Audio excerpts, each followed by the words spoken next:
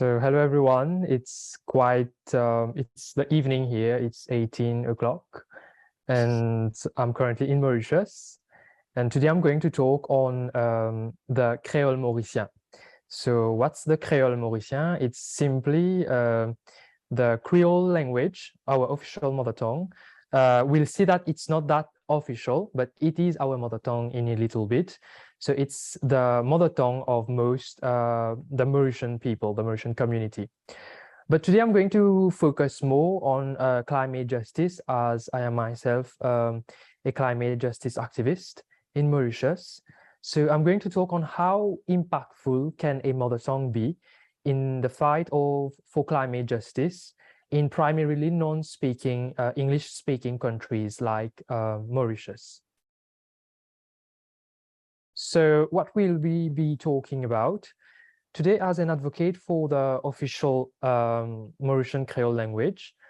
I will not just talk about the language to explain what's the language about, how has it came to be, but I will talk for the language too, because it is still somehow a very critical language, it can be very strong, but it can be very weak as well in the social network and the social fabric of Mauritius currently. So I'm going to talk on the multilingual Mauritius, the origins of different languages that we have here in Mauritius. I'm going to talk on the origin of the Creole Mauritian, that is the Mauritian Creole language in the native Mauritian language. So I'm going to talk on Creole Mauritian and its barriers. I'm going to talk on language in climate justice, the importance of language in climate justice, the youth and the Creole Mauritian, and finally, I'm going to talk on science and poetry in Creole Mauritian. So I hope you'll enjoy it. So Mauritians, we are mostly a trilingual nation. The Mauritian citizens speak like English, French, Mauritian Creole, and along with that, some of us speak our ethnic language. So we also call that our ancestral language. So I myself, I am a descendant of from Telugu ancestors from South India. So I can speak and understand a bit of Telugu. So we're going to see how did all these beautiful languages settle in Mauritius. So first of all, Mauritius has no record of an indigenous population. We're going to dive into the linguistic history of Mauritius for a little bit. So in 1598, the Dutch was first to occupy Mauritius. And in terms of language, we still have some different words that are actually Dutch, but we use it in the Creole Mauritian as well. So after the introduction of sugarcane and slavery, along with the extermination of the dodo that Mauritius is quite famous for, our the dodo, which was extinct because of extermination by the Dutch.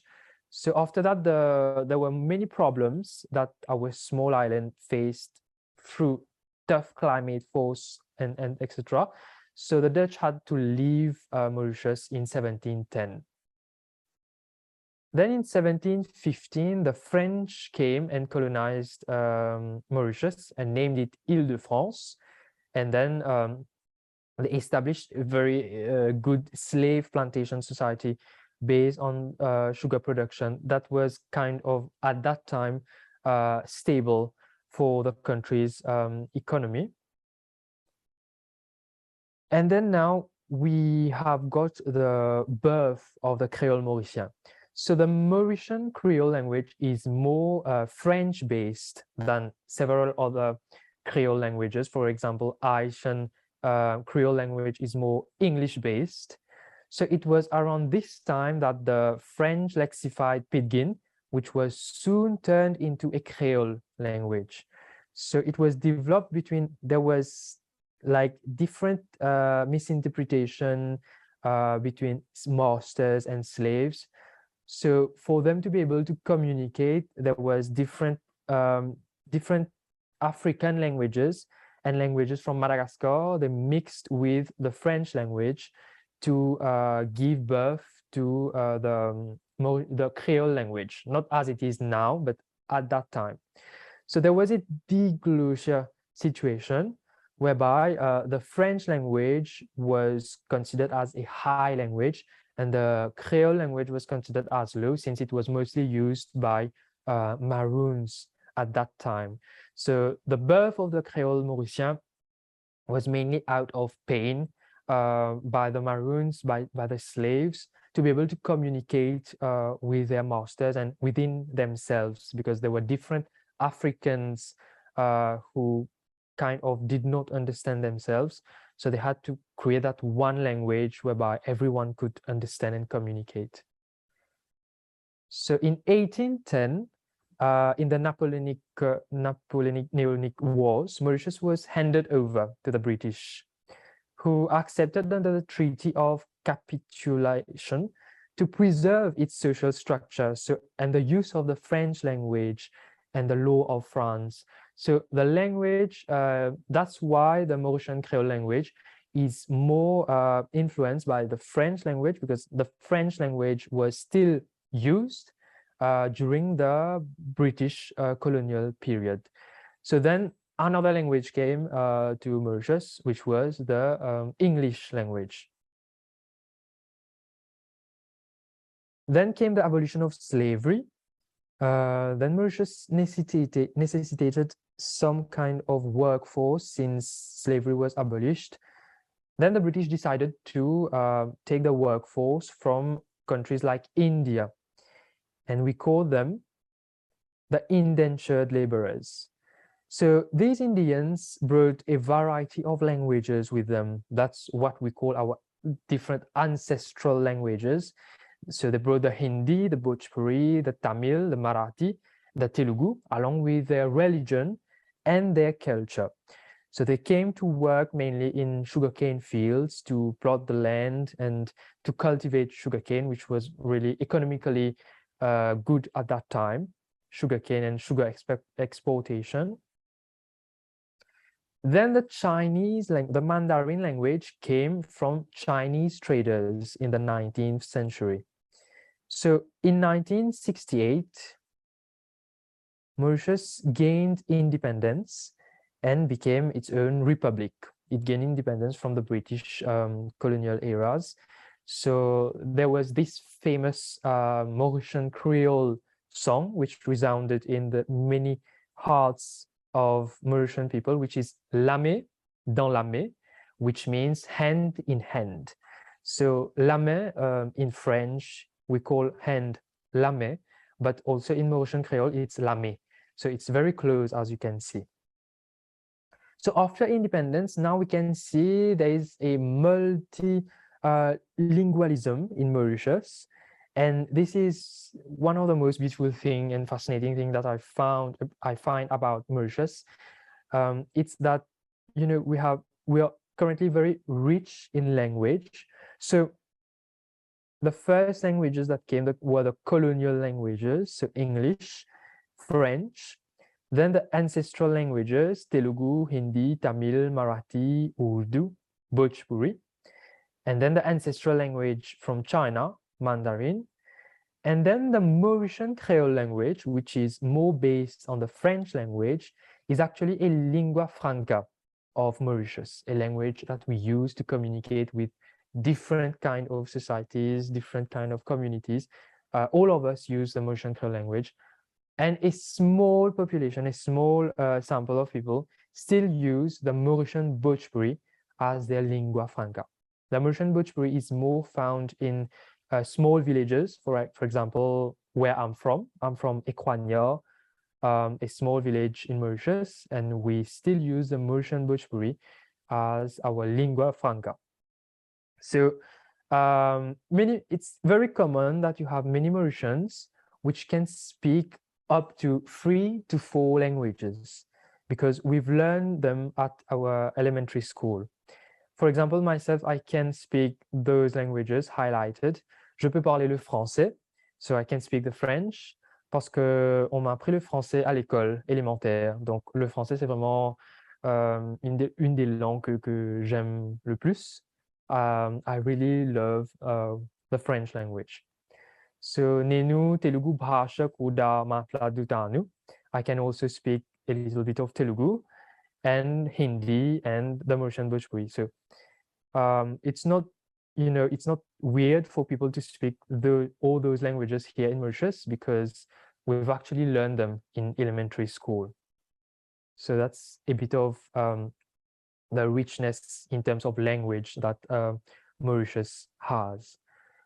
So the Mauritian Creole, as I told you earlier, is a mixture of the French and the various African languages that was at that time. Now we're going to see later that this language, amidst being very beautiful, a language which has very much power in the heart of the nation, but is still considered to be an unofficial national language. So that's why we still have people fighting for the Mauritian Creole. So today, Mauritius is considered as a rainbow nation, a country whereby we love our cultural diversity and we really celebrate it, and we really take it as somehow our identity, our Mauritianisme, like we call it. So this is, for example, a musical band, Patiatan, which I really, really admire. And they really express the art through song, using different kind of instruments, ancestral instruments from India, from Africa, from Europe. All of these art mixed together to really celebrate our cultural diversity.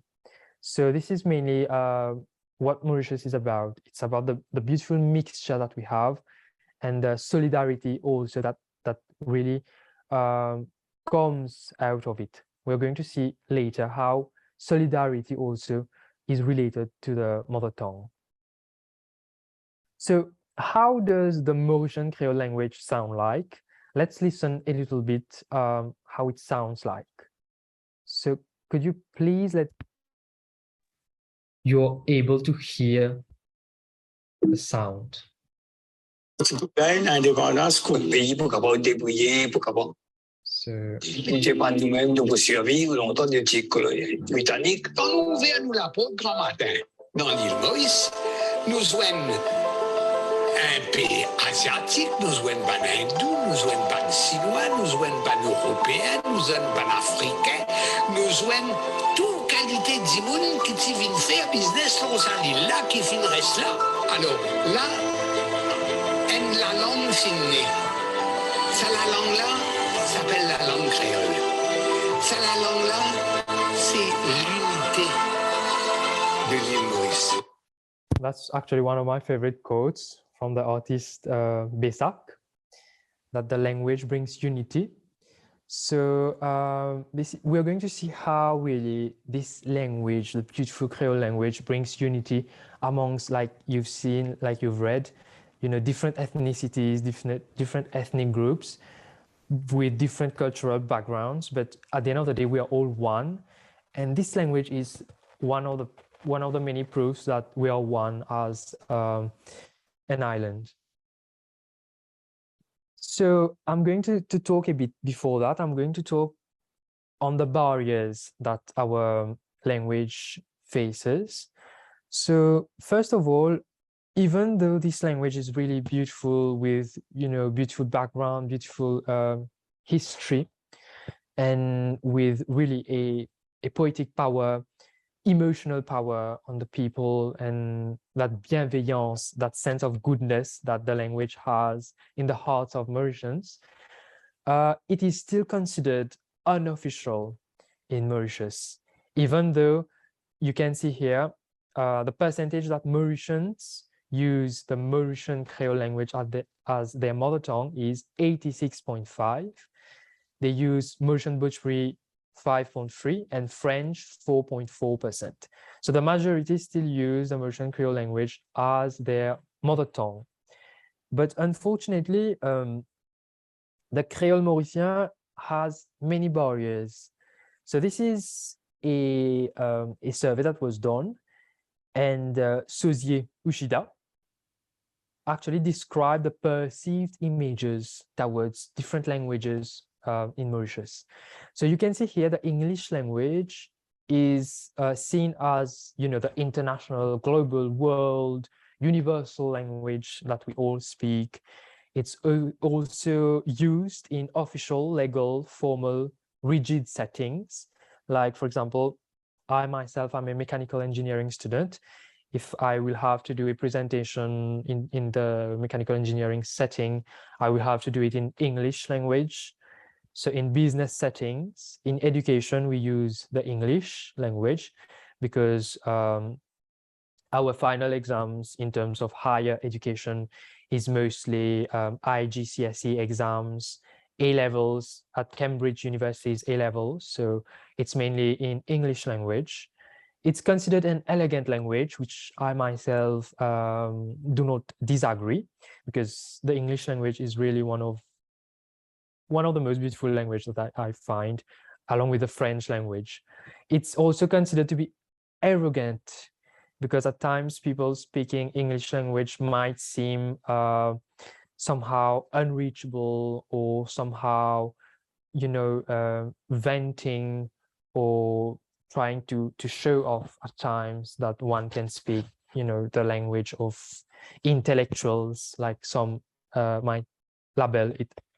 So these are responses actually from 50 participants from the survey that actually do not completely represent the whole Mauritian population, but it's still really very much quite like it in Mauritius, because when we live everywhere, every day, when we speak to people, it's quite like that in terms of the perceived images towards language.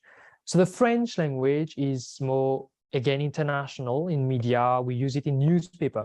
French is used a lot, more than English, in newspaper, in social media, but it is also considered to be complicated, tough, and limited. It's considered to be refined, posh, and polite, mainly through poetry, through, we watch movies a lot in French, and the French language is, it has that sense of graciousness in it, and creativity. The Mauritian Creole language is closer to home. We use it amongst family members. It's really intimate, so we use it amongst friends, amongst family, not in formal settings, so not in business settings. So the country amongst Mauritians, we feel that the Creole language belongs to the nation. It brings social harmony, and it shows that mixture and that unity between different cultural backgrounds. But unfortunately, it's also considered to be vulgar, gross, and not a very elegant language amongst Mauritian Creoles themselves, because the language, there's a lot of debate behind the Mauritian Creole language, and you can see that in different parts of the world as well. Colonial languages are considered, more elegant, or more positive, or more to be used in business settings. But the actual national, the mother tongue that we use, is considered like generally spoken in French, but mainly used by the poor or the lower class. So there's still a fight that we have to wage for this language, which is actually very beautiful as well. So this is actually my fight, and the fight of many in our country. So I'm going to compare now a brief history of the French language from Leclerc Jacques, the report that he did in 2007. And I'm going to show how the French language is somehow similar to the Mauritian Creole language in terms of the evolution, the devulgarization of the language, in terms of how the nation came to accept the French language as being beautiful, as being refined, as being the language as we know it today. So the French language actually was considered as a low language in the Moyen Age. And there was this diglossia situation where Latin was considered to be a high language, the language of God. It was the language that everyone used in church, in laws, in writing laws. It was really the high language, and French was considered to be the low language used by, peasants, people of low class society. But then in 1539, the usage of French law in the Ordonnance de Villiers-Cotterêts, a law text that was used to tell that now we have to pronounce and expedite judicial written papers in the French language that at that time was known as langage François. It was not Français, it was François. But then in 1548, there was a group of young poets, which we call La Pléiade. They decided to defend and advocate for the refinement of the French language. And they were actually called the défenseurs de la langue française, so the defenders of the French language. And then they worked very hard to try to show how the language is refined. And this is actually what many of us are currently doing. We're trying to really the divulgarization of the Mauritian Creole language through poetry, through art, through advocacy. We're currently very much at this stage right now, even though we've not integrated the Mauritian Creole in law. And then during the 1635 period, the Académie Française took birth from Cardinal Richelieu, and he formed it with the Immortel. The Immortel had as role to purify the French language, for it to become more eloquent and immortal, as Cardinal Richelieu defined it. And then the very first French dictionary was published in 1694. So we're still very much in this battle for the Mauritian Creole language, which is very beautiful and very actually refined and all, but the use of the language is important to determine whether the person is a refined person or not. So then a language is not refined or unrefined in itself. A language is neutrality. So the refinement of the language depends on the person speaking that language. The person is a vessel for the language and represents the language. So it is essential when representing the language, we really speak it like people of courtesy, like people that love language and all of that. So that's how the battle for the French language occurred, which is quite similar with the Mauritian Creole language. So again, the Mauritian Creole language is an unrefined language. Langage créole mauricien, il y a un langage qui peine à raffinement, qui des fois est vulgaire.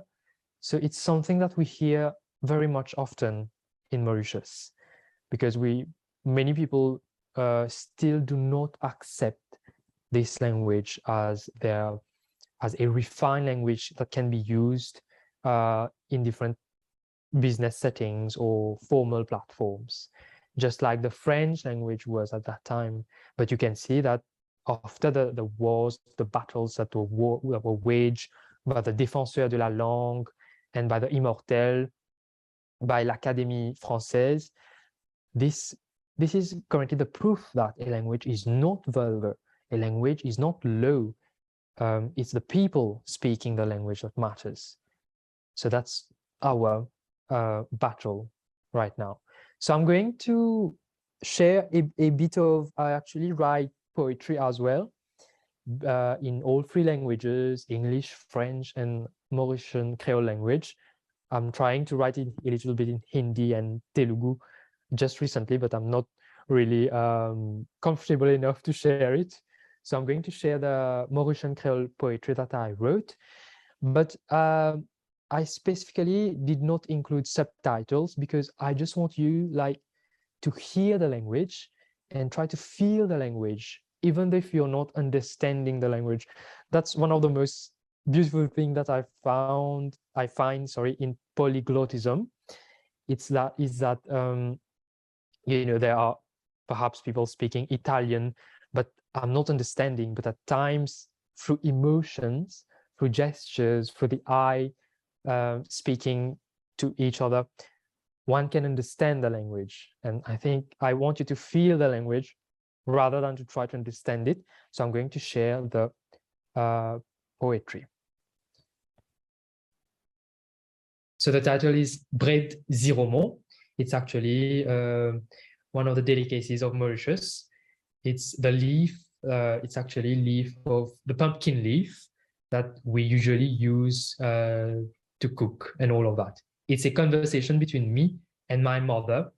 My mother is scolding me because I'm dreaming in the garden instead of bringing that bread ziromo to her for her to cook.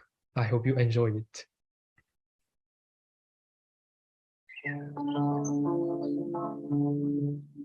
Gramatin, au fait clévé, t-shirt même, au pan comité, les dents pan brossé, maman n'est criez-moi. Alors vite, moi sorti dehors, moi dans tes jardins, pieds nus me mort sur la terre mouillée, la pluie fait tomber. Là-haut, comme au guetté, on trouve une liane mélangée comme on nous était. Un petit copain en bas peut faire l'amour, un moustimiel là-haut peut s'ouvrir les mondes, un abri soufflé contre mon CV bouclé, un bout de pollen a pu monter. On guette là-haut, me suivre, me trouve un plafond blé.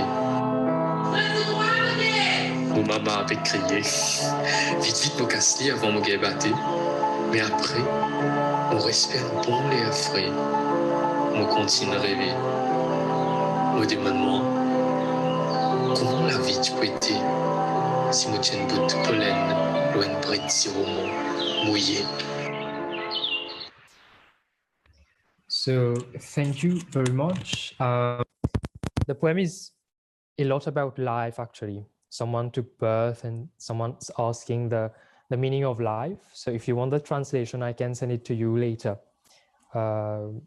Yeah, that's Bread Ziromo, a poem that I wrote. I hope you really felt the language, my mother tongue, even though you did not really understand it. But that was the purpose behind not putting a subtitle. Yes, so now we're going to talk on that aspect that really means a lot to me, which is the importance of language in climate justice. So there are many reports, and including the different SDGs that have shown that there can be no climate justice without social justice. So climate justice is directly related to social justice, because if there is no social equity, climate justice is really something that is very difficult to reach. So it's very hard for marginalized communities to communicate their values and contribution in colonial French or English languages. So here you can see réfléchis des fois, mot pas en dépotoir. So this is Sov Lanatir, actually. I'm introducing you to my team. So this is part of my team, a lot of them missing. I'm currently the founder of Sov Lanatir, a group of youth, not only speaking for nature, but also using our intellectuality, our scientific reasoning, our linguistic abilities, our artistic expressions for Mother Nature, and especially spirituality for Mother Nature. So réfléchis des fois, mot pas en dépotoir means that think twice, I am not your dumping ground. And we actually inserted this at the river that we cleaned on that day. So the Mauritian Creole language speaks closer to the heart. If we want to reach the majority of Mauritians, it is essential to communicate in the mother tongue so that it can really touch them and connect them with Mother Nature. So Mauritius emits only 0.01% of GHG emissions. So as a small island developing state, to cause climate change is very much in a low possibility, as little as 0.01%, but we are mostly prone to be impacted by climate change. So as a global south country, we're going to really have the heavy burdens in terms of adaptation and resilience building, because Mauritius is surrounded by the Indian Ocean. We are a very small island. When you look at the map, it's just a dot. So we are a very small island surrounded by the seas. So there is, the rise in sea levels, and we currently have many people that are currently delocalizing, that are shifting homes because of rising sea levels. More than 50 families in some regions have had to delocalize themselves. So we are more prone to experience the impacts of climate change. According to SDG 10, reduced inequality, climate change affects populations unevenly. So with the vulnerable and marginalized ones at the greatest risk, depending on their socioeconomic status. Because when one is, in poor conditions, that actually Sov Lanatir visited a lot of those kinds of families, fishermen that really depend on the sea to get fish to feed their families. So those people often do not really understand the English language as academics do. So it is essential to use the Mauritian Creole language, not just to communicate with them, but to also engage them in the climate justice talk. Because if we are not going to include the more marginalized ones, the more vulnerable ones, we're not going to reach the equity that we desire. We're not going to know what's happening in the minds of the most vulnerable ones, the pain behind. So it is essential to have strong communities, but reduced inequalities, but also important to include them in the climate dialogues, because they are the ones that are mostly prone to be affected by climate change. So in terms of reduced inequality, language is very, very important, not just to communicate between one another, but also to include the vulnerable and marginalized one in the climate discussions. So the mother tongue for Mother Nature, like I just told you, it is essential to include those people in discussions, and to use the mother tongue has that power to move people, has that power to connect people at a deeper level. So we're going to see it in a moment. For example, perhaps ecolinguistics might know this part. Just recently, the Seychelles, the Creole Seychellois, they had that purpose of labeling and determining and to find a way to give a name to seagrass. Why did they do that? Because they wanted to, for them, having the official Creole terms for seagrass and its life forms actually reinforce the desire to have all their people not only to understand, but to appreciate seagrass and to feel that they are mandated to play a role in preserving seagrass. So there had been a fight, a long fight in the linguistic side to name the seagrass as Zerbe la mer. So it is also essential to have those different terms in mother tongues so that we can connect at a deeper level, because we're not just connecting at a business or at a professional level with Mother Nature. We want to connect with Mother Nature at a deeper community, family level, as a friend, as a lover for Mother Nature. So that's what the Seychelles did with their mother tongue. So they named it Zerbe la mer, and it actually worked. Many people now are aware of the important carbon offsetting roles, the carbon absorption role of the seagrass. So again, here is Sov Lanatir, and you can see this was the river that we actually cleaned. And you can see we are very much diverse, multi-ethnic, and all of that. So this is actually how the Creole Mauritian, I actually use the Creole Mauritian to advocate for climate justice as well. So those two, for me, are interrelated. Similar to indigenous language, you know, American Indians or even Indians from India, they have their own languages, different languages. You know, the language is somehow that it teaches a different approach towards Mother Nature. The circular economy that we are now, as engineers, for instance, we are really much focusing on circular economy and all of that.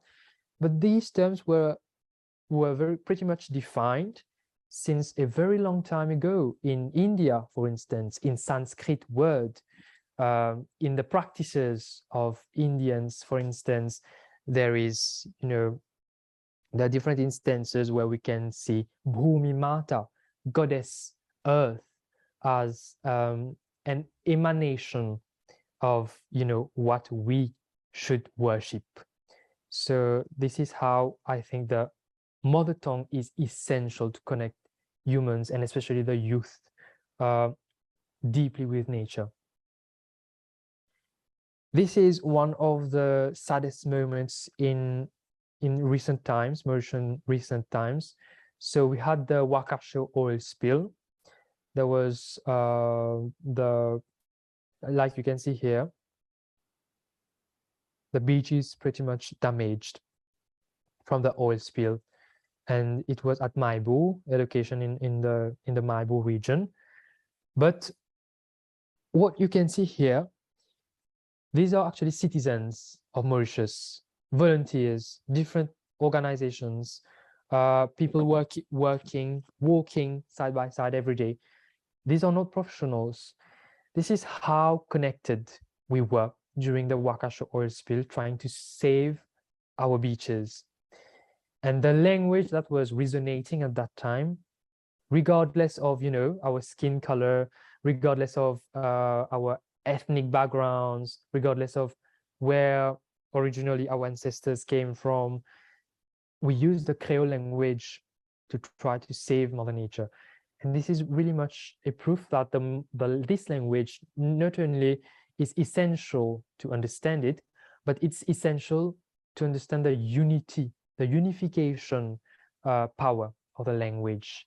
So it is essential as well to fight for this language, to get the language at the place where it belongs. So marée noire is actually oil spill. In French, marée, noir. Donc marée, c'est la marée, the sea and all of that. Noir is black, so the Black Sea. So this is a team that I'm very indebted to.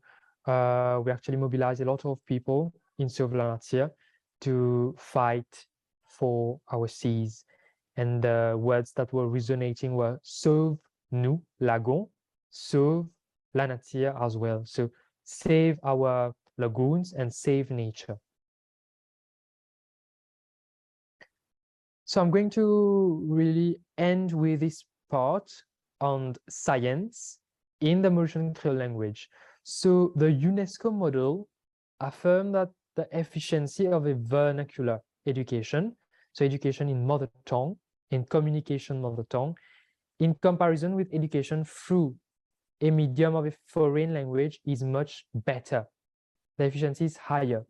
So actually science, even though we write it in English, we go to examinations and, you know, we use English language as medium, but when it is taught at school in terms of education, our lecturers, our teachers use the Mauritian Creole language to explain science, but we can find it nowhere that science is written in the Mauritian Creole language.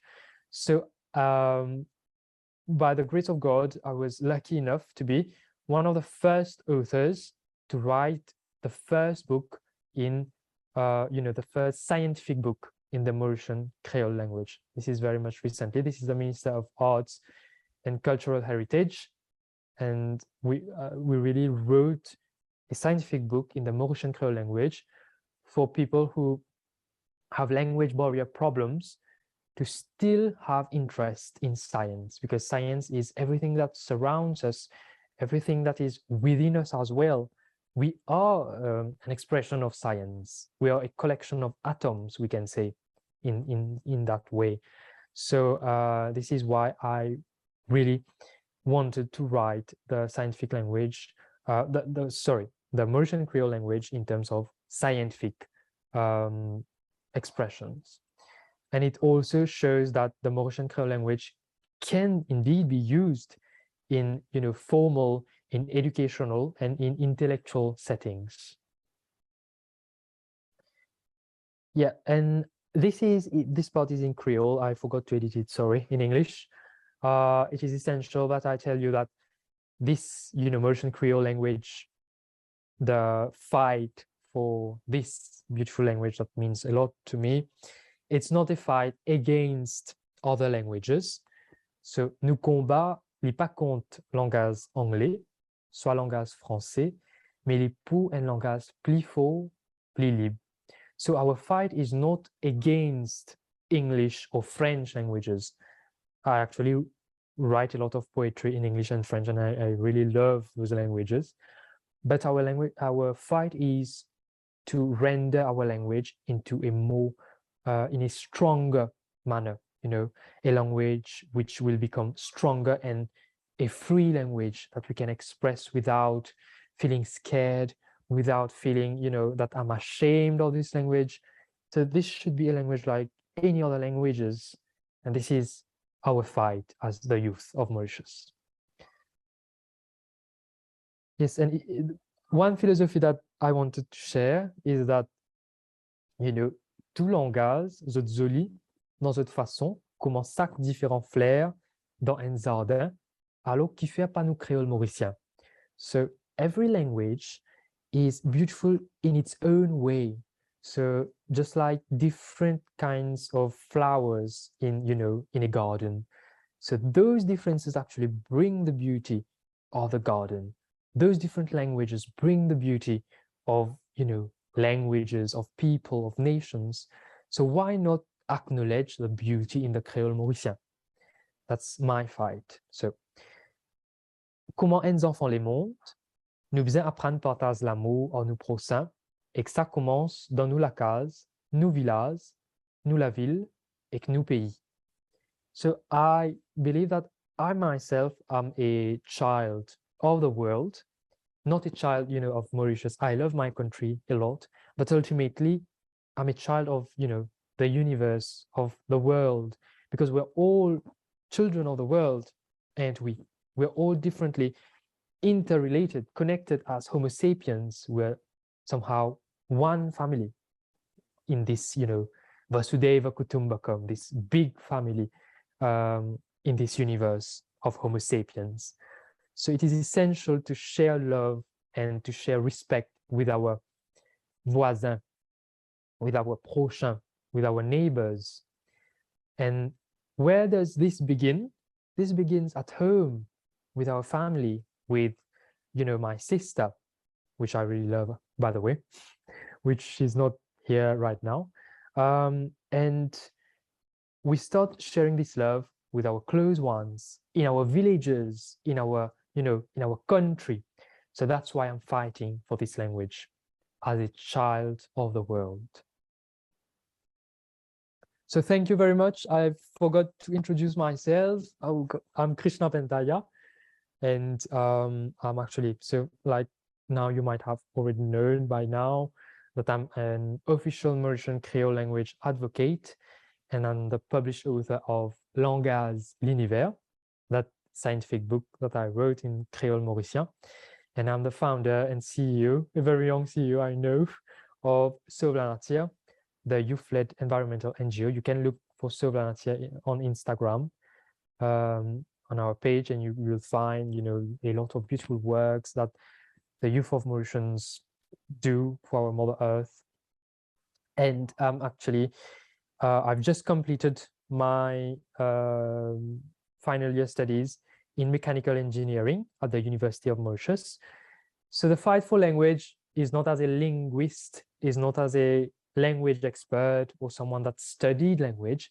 I actually learned the Creole Mauritian, with the help of friends, not academically, not formally, because Creole Mauritian, it's very much, recently that Creole Mauritian is being taught at school. Yes, so thank you. Thank you very much. I've not graduated yet, but I've just completed my final year project as well. I've worked on the energy sector, the aerodynamics of wind turbines, how we can use wind turbines in Mauritius to provide green energy. So yes, and my passion is really polyglottism and language, as well as the scientific side and the artistic side. I believe that we are all born this way. It's just that the societal norms that try to, crush us, crush our creativity, crush the children in us to become, that kind of robotic person thinking only in one box. But I don't believe that the human should be like this. Human beings should be free to think, free to hop in different fields and to learn about different things. So this is why I advocate for our mother tongue, even though I'm a scientific student.